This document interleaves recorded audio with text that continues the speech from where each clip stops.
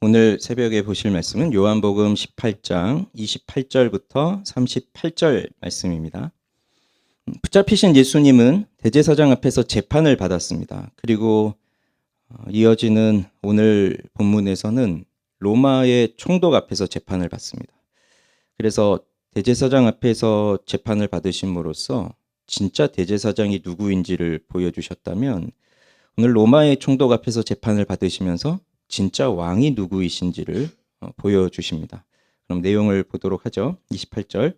그들이 예수를 가야바에게서 관정으로 끌고 가니 새벽이라 그들은 더럽힘을 받지 아니하고 유월절 잔치를 먹고자 하여 관정에 들어가지 아니하더라.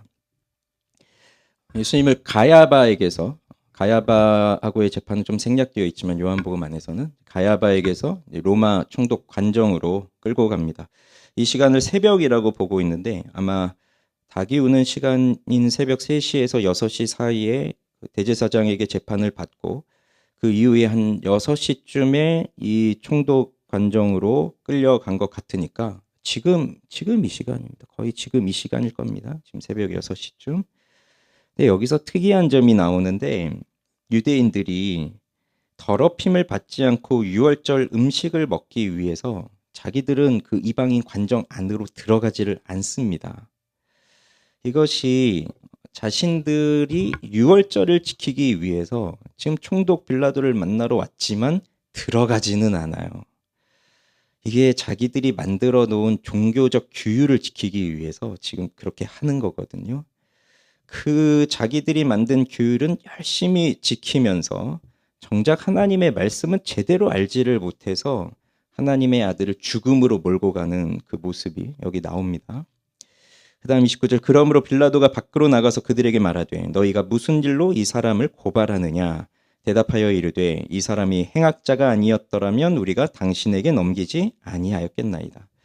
이 자를 왜 나한테 데리고 왔냐. 근데 이 자가 악한 자가 아니면 우리가 왜 당신에게 이 자를 데리고 오겠느냐. 이런 대화가 오가고, 그러니까 지금 이 유대인들은 예수를 악한 일을 하는 사람이라고 딱 단정 짓고, 빌라도 너는 사형만 내리면 돼. 지금 이렇게 데리고 온 거예요. 그래서 빌라도가 이르되 너희가 그를 데려다가 너희 법대로 재판하라. 유대인들이 이르되 우리에게는 사람을 죽이는 권한이 없나이다.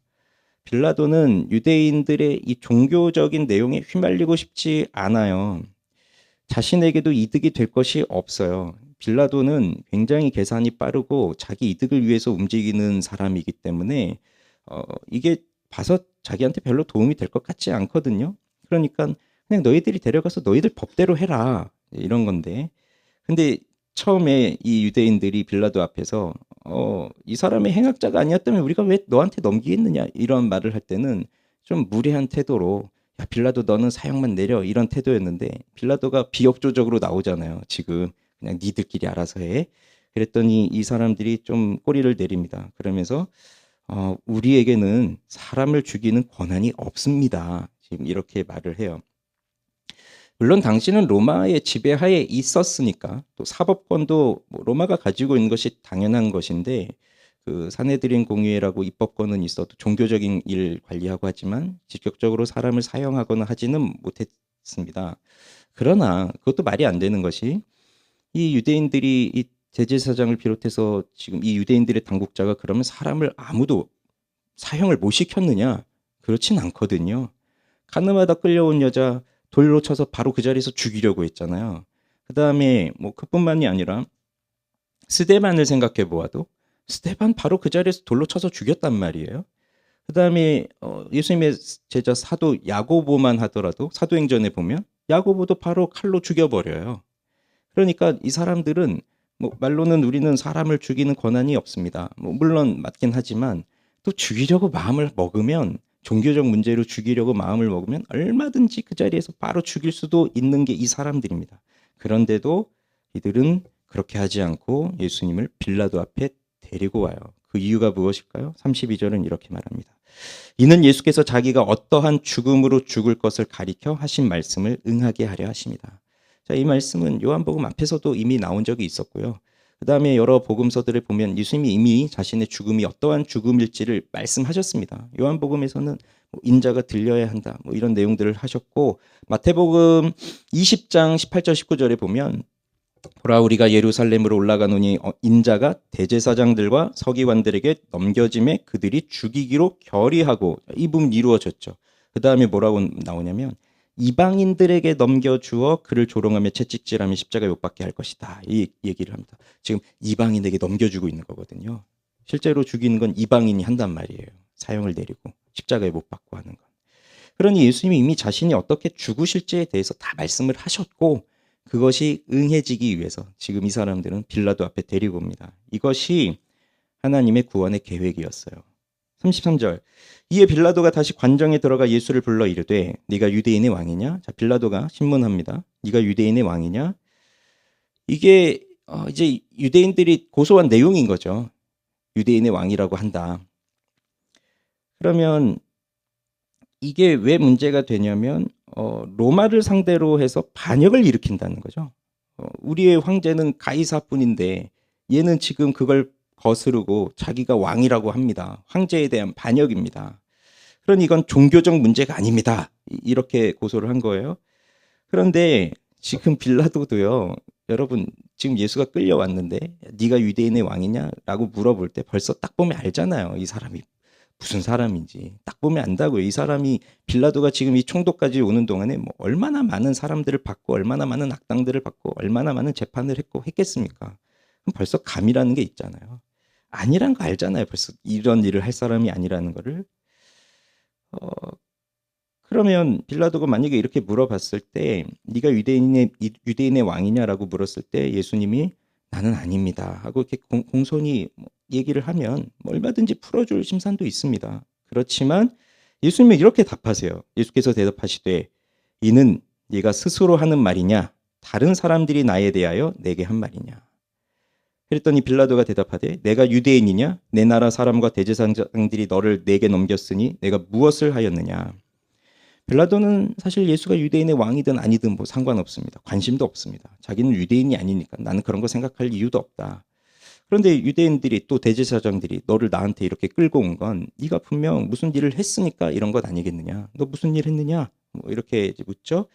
그래서 예수님 대답하십니다. 내 나라는 이 세상에 속한 것이 아니니라. 만일 내 나라가 이 세상에 속한 것이었더라면 내 종들이 싸워 나로 유대인들에게 넘겨지지 않게 하였으리라. 이제 내 나라는 여기에 속한 것이 아니니라. 빌라도가 이르되 그러면 네가 왕이 아니냐? 예수께서 대답하시되 내 말과 같이 내가 왕이니라. 내가 이를 위하여 태어났으며 이를 위하여 세상에 왔나니 곧 진리에 대하여 증언하려 함이로라. 무릇 진리에 속한 자는 내 음성을 듣느니라 하신대. 예수님은 나는 왕이 아닙니다 이렇게 부인하지 않습니다.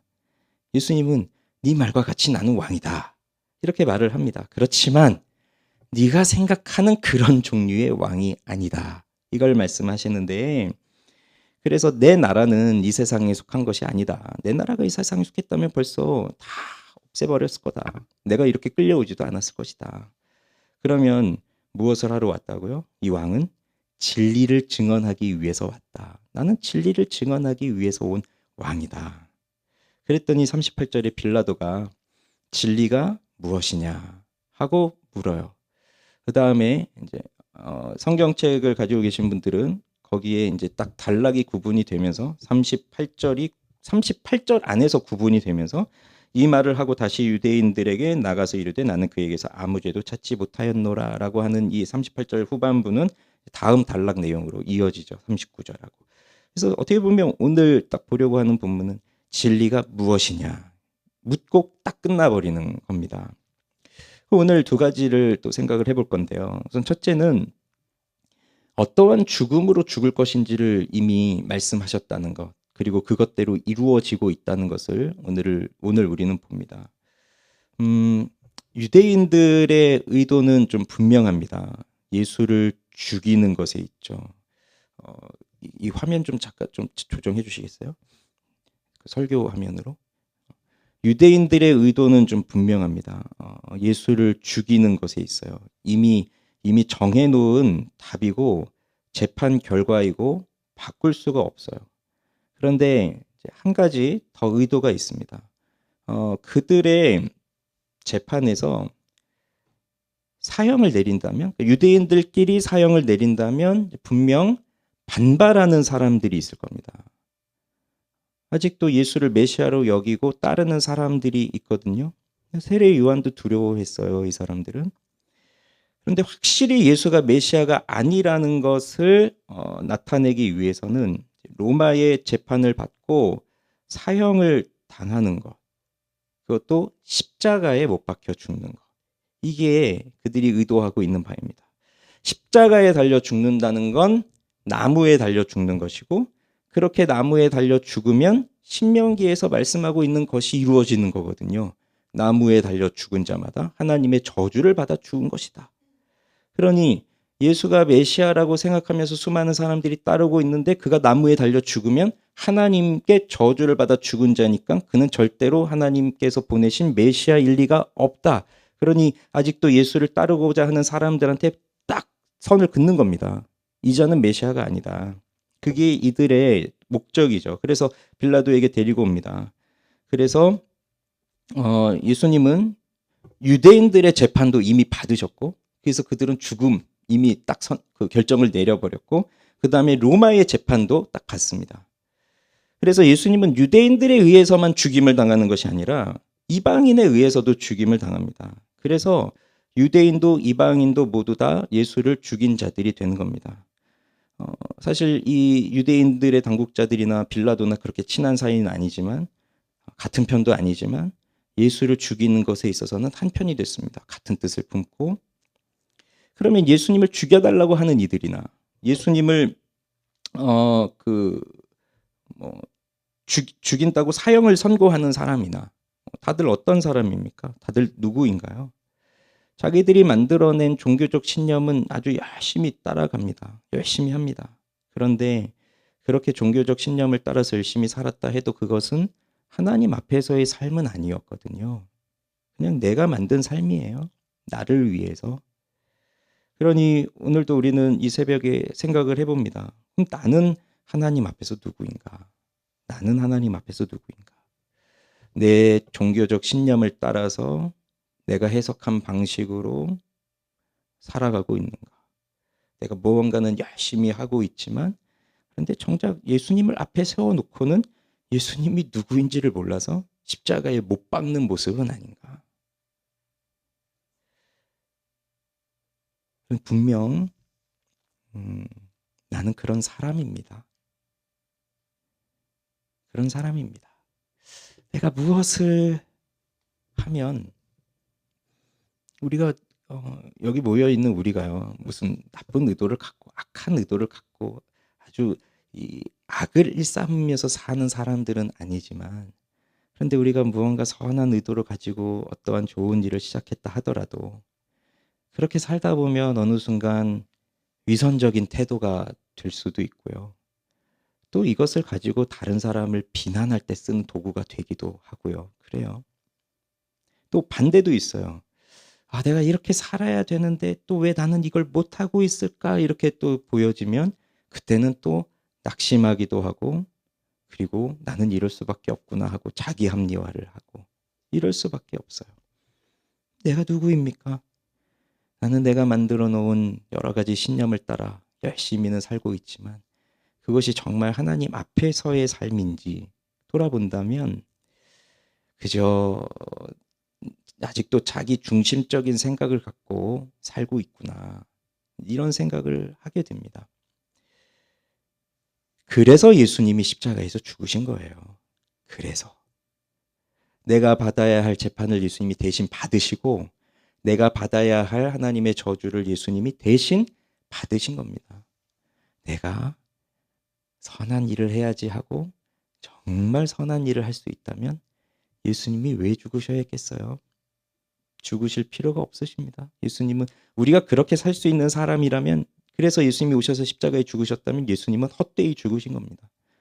그러나 나는 그런 사람이 아니기 때문에 오늘도 나는 이렇게 기도하러 나왔지만 이것이 또 한편으로는 우리를 교만하게 하는 행동이 될 수도 있기 때문에, 그래서 예수님은 죽으셨어요. 예수님이 이렇게 죽기 위해 오셨고 죽음의 길을 피하지 않으셨고 그대로 이 잘못된 재판이라도 부당한 일이라도 받으십니다. 왜? 나를 살리시기 위해서. 나를 구원하기 위해서. 그다음 두 번째, 진리를 증언하기 위해서 오신 왕이라는 것이 오늘 나오는데 빌라도가 묻습니다. 네가 유대인의 왕이냐? 라고 묻습니다. 그러면 예수님이 이 질문에 대답을 하셨어요. 그러나 빌라도의 입장에서는 도무지 이해할 수 없는 말씀을 예수님이 하십니다. 빌라도는 진리에 속한 자가 아니기 때문에 예수님이 무엇을 말씀하시든 알아들을 수가 없어요. 이해하지를 못합니다. 그럼에도 예수님은 그대로 말씀하세요. 있는 그대로 말씀하세요. 자신이 무죄임을 입증하기 위해서 빌라도를 설득하지 않습니다. 그냥 있는 그대로 하나님의 말씀을 전할 뿐입니다. 듣고 이해하는 건 그의 몫이죠. 예수님이 자신은 왕이라고 말씀을 하시거든요. 그리고 이를 위해서 태어났다고 말씀을 하시는데 그러면 무엇을 위해서냐? 진리에 대하여 증언하기 위해서다. 이렇게 쭉 대화를 하다 보니 빌라도가 마지막으로 묻는 게 이거였어요. 진리가 무엇이냐? 이것이 대부분은 빌라도가 정말 진리가 알고 싶어서 묻는 질문이라고 보지는 않습니다. 대부분의 주석가들은 또 학자들은 이게 빌라도가 정말 예수 그리스도를 만나서 그를 통해서 진리를 알고 싶어서 묻는 그렇다면 진리가 무엇입니까? 하는 질문이 아니라 진리가 뭐냐? 이렇게 묻는 거거든요. 그러니 이 로마 사람들, 이 헬라 사람들, 로마 사람들, 이 사람들도 얼마나 진리에 대해서 생각하고 철학하고 뭐 이런 게 얼마나 많았겠어요. 그리고 진리에 대해서 말하겠다고 한 사람들이 수두룩하고 있었으니까. 근데 그런 사람들 얘기 들어보면 다 무슨 개똥 철학 같고 다 쓸데없는 얘기하는 것 같고 뭐 그러니까 빌라도도 아마 그런 마음이었을 거예요. 진리가 뭐냐? 콧방귀를 켰겠죠. 그러니 사실 뭐 예수님이 거기에 대해서 길게 대답하실 이유도 없지만 그러나 저는 좀 아쉬운 게 뭐냐면 진리가 뭐냐라고 물었을 때 예수님이 여기 20 몇 절입니까? 38절에 진리가 뭐냐라고 하고 예수님이 진리란 말이다 하고 쫙 얘기를 해주신다면 그래서 38절 39절이 그 진리에 대한 예수님의 해설로 꽉 차 있다면 전 너무 좋았겠다라는 생각을 해요. 진리는 이런 거구나, 이거구나. 그러면 더 이상 사람들이 진리에 대해서 뭐 왈가왈부할 이유가 없는 거죠. 진리는 명확하게 이거니까. 예수님이 딱 정리를 해주셨으니까. 그런데 예수님은 아무 말씀하지 않으십니다. 진리가 무엇이냐 하더라고 딱 끝나고 거기 단락이 구분되고 이 말을 하고 유대인들에게 나가버리니까 이거는 이렇게 생각해 볼 수 있어요. 진리가 뭐냐 했지만 예수님은 대답하지 않으신 겁니다. 예수님은 침묵하시는 겁니다. 더 이상 말하지 않습니다. 침묵입니다. 그런데 이게 진리입니다. 예수님이 침묵하시는 것. 그것이 진리예요. 진리가 뭐죠? 요한복음 안에서도 여러 차례가 나오죠. 17장 17절에서는 아버지의 말씀이 진리입니다. 라고 예수님 말씀하셨어요. 그러니 하나님 아버지의 말씀이 곧 진리인데 그런데 또 이렇게 말씀하시죠. 14장 6절엔 내가 곧 길이요 진리요 생명이니 나로 말미암지 않고는 아버지께로 올 자가 없다. 그러니 아버지의 말씀이 진리인데 그 아버지의 말씀으로 가려면 나를 통해서 가지 않으면 알 수가 없다는 것이고 그 다음 1장 14절에는 아버지의 독생자의 영광이요 은혜와 진리가 충만하더라. 그 예수 그리스도께는 진리가 충만하시다는 것을 요한복음 1장 시작할 때부터 지금 여기까지 계속 오고 있는 거예요. 그러면서 진리를 계속 얘기하시죠. 진리가 너희를 자유케 한다. 진리의 영이 오시면 너희를 깨닫게 한다. 계속 진리를 말씀하시는데 그래서 오늘 우리가 깨닫는 건 이겁니다. 진리가 뭐냐? 진리가 뭐냐? 곧 영원히 살아계신 예수 그리스도가 진리시다. 예수님 자신이 곧 진리라고 하는 말이에요. 예수님에 대해서 뭐라고 판단하고 뭐라고 평가하고 예수님이 이렇게 하셨으니까 예수님이 진리입니다. 이게 아니라는 말입니다. 우리는 예수님이 이렇게 하셨으니까 예수님이 진리입니다. 이렇게 생각하기 쉽거든요. 그거는 뭐냐면 내가 예수를 평가하는 거예요. 예수님이 이렇게 사셨으니까 진리입니다. 그러나 그것이 아니라는 겁니다. 예수님에 대해서 평가하고 판단을 내려서 진리가 아니라 그냥 예수님 자체가 진리시라는 거예요. 그래서 문병호 교수님이 이런 얘기를 하시는데 예수님이 죄인이라는 것도 진리가 아니고 예수님이 죄인이 아니라는 것도 진리가 아니고 진리는 오직 예수님 자신이다. 이 새벽부터 이게 뭔 말인가 잠도 안 깼는데 예수님이 죄인이 여러분 생각해 보세요. 예수님이 죄인이다 그러면 그게 맞는 말이에요? 틀린 말이에요? 그럼 아니요 이렇게 생각하지만 그럼 예수님이 왜 십자가에 죽으십니까? 우리의 죄를 짊어지시고 죄인으로 취급받아 죽으시는 거잖아요. 그런데 우리가 예수님은 죄인입니다 이렇게 또 말할 수 있나요? 그럴 수가 없잖아요. 그러니까 예수님은 죄인이 아닙니다 이렇게 또 말하지만 그럼 또 왜 십자가에 못 박혀 죽으십니까? 죄인이 아닌데.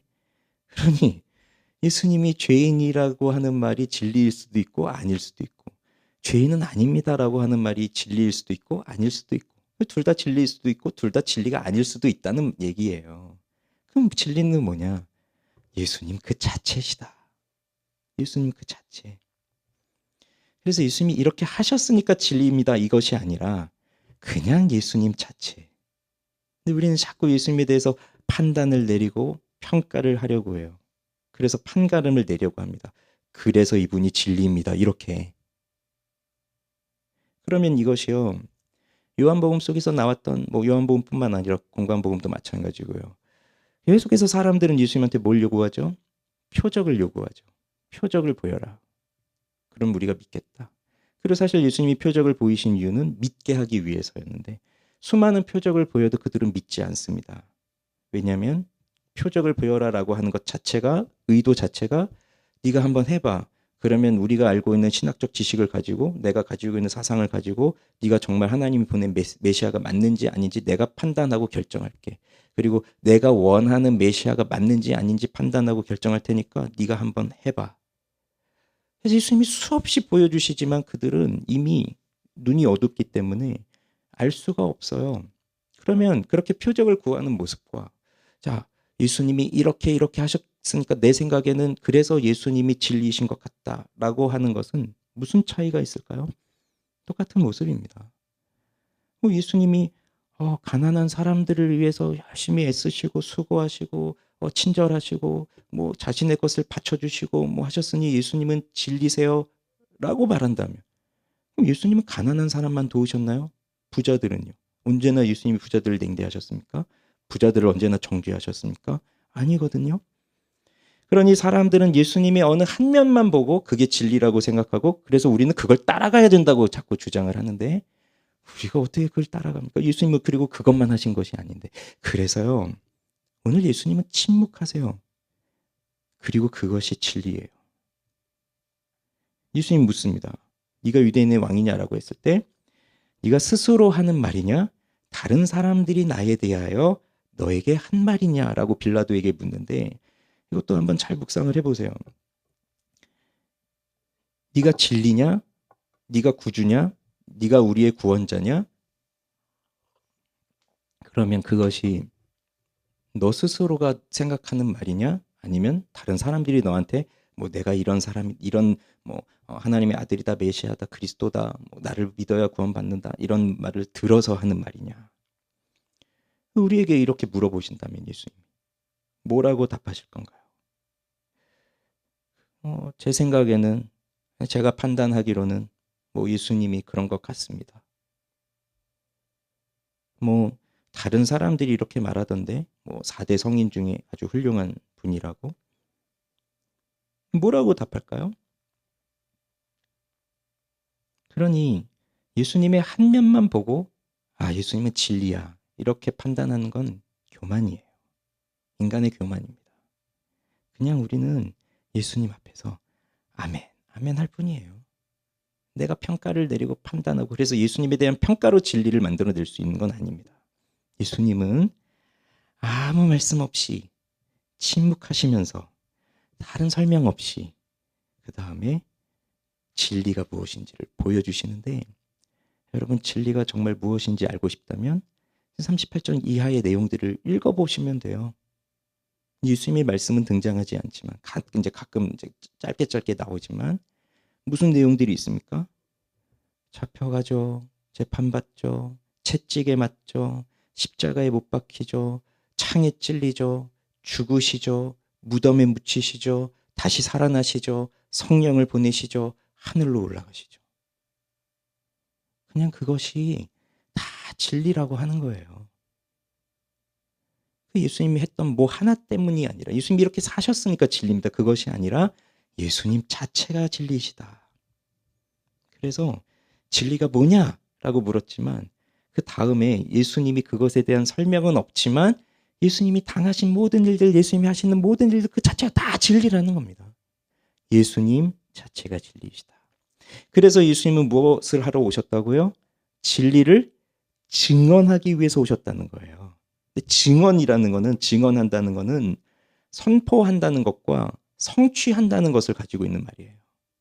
그러니까 증언한다. 말로 증언을 해야죠. 이것이 진리입니다라고 말을 해야 되지만 그런데 정말 증언은 그 선포한 그 내용이 정말이다, 사실이다라고 하는 것을 이루어야 되는데 그것을 삶으로 나타내야 된다는 얘기예요. 그걸 예수님은 정말로 선포하시고 그분의 삶으로 성취하셨어요. 이미 인간이 죄를 범하면서부터 하나님의 구원의 계획은 시작되었고 계획은 그 인간의 죄를 짓기 이전 창세 이전부터 하나님의 구원의 계획은 있었고 인간이 죄를 범하면서 그 구원의 계획이 차례대로 실현되어져 가고 있을 때 그 하나님이 주셨던 그 약속이 이제 예수님이 오시면서 그냥 말로만 하는 약속이 아니라 실제로 예수님이 성취하시는 그 일로 나타났다는 거거든요. 그게 증언이라는 거예요. 그냥 말로만 하는 것이 아니라. 그래서 진리는 그냥 말로만 전하는 게 아니라 삶으로 성취되는 것. 그렇게 해서 이루신 나라가 내 나라다. 세상에 속하지 않은 나의 나라, 그리스도의 왕국, 하나님의 나라를 말하는 겁니다. 그래서 우리는 오늘의 최종적 결론이에요. 그래서 우리는 진리이신 그리스도께 날마다 발견되어져야 돼요. 사실 우리가 아무리 진리를 찾아보려고 애쓴다 하여도 우리 스스로는 찾아낼 수가 없거든요. 그러니 진리이신 그리스도께 우리가 발견되어져야 돼요. 그러면 누구를 만나주십니까? 찾는 자를 만나주시는 거죠. 가만히 있는 사람을 만나주신다는 게 아니라 찾는 자를 만나주시는 거죠. 그렇게 그리스도 안에서 발견되어져야 하고 그럼 그 말은 또 그럼 난 가만히 있고 예수님 나를 찾아주셔야지 그것이 아니라 그 진리에서 예수 그리스도 안에서 내가 발견되어지고 싶은 사람은 끊임없이 진리를 탐구하는 사람입니다. 예수 그리스도가 누구이신가? 무엇을 하셨는가? 나를 위해서 무엇을 하셨는가? 하나님은 어떠한 분이신가? 예수님은 나에게 어떠한 일을 하셨는가? 그 예수 그리스도가 누구인지를 끊임없이 알아가기 위해서 힘쓰고 배우고 탐구하고 그 다음에 그것이 그냥 공부를 한다는 게 아니라 그것이 내 삶에서 성취가 되도록 살아내고 이렇게 사는 거예요. 이게 그리스도인이에요.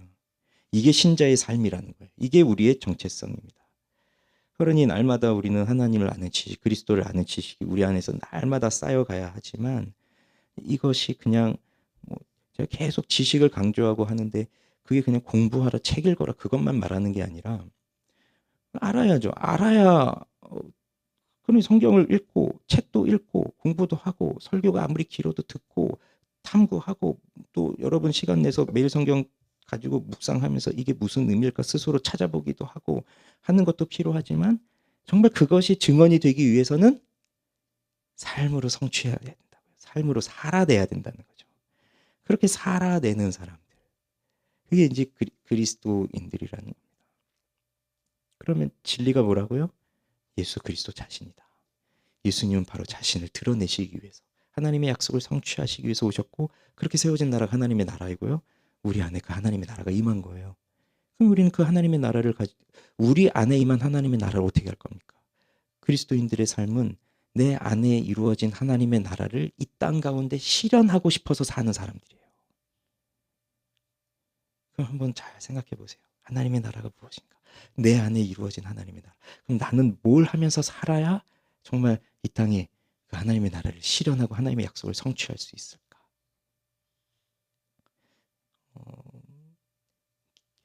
예수님이 말씀하셨잖아요. 내가 너희를 사랑한 것 같이 너희도 서로 사랑하라. 라고 했다면 그것이 하나님의 나라의 원리 아니겠어요? 그럼 그걸 실현하면서 사는 거예요, 우린 이 땅에서. 근데 내가 사랑하고 싶은 사람만 여기에 있는 건 아니거든요. 나를 미워하는 사람도 있고. 그런데 그 속에서도 사랑할 이유를 발견하고 사랑하는 거예요.